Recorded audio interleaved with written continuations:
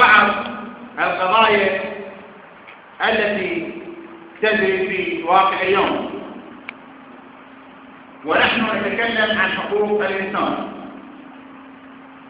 وحق الإنسان هو الذي كفله الدستور في التعبير عن الرأي وحرية الفكر وحرية الإعلام والصحافة وغيرها.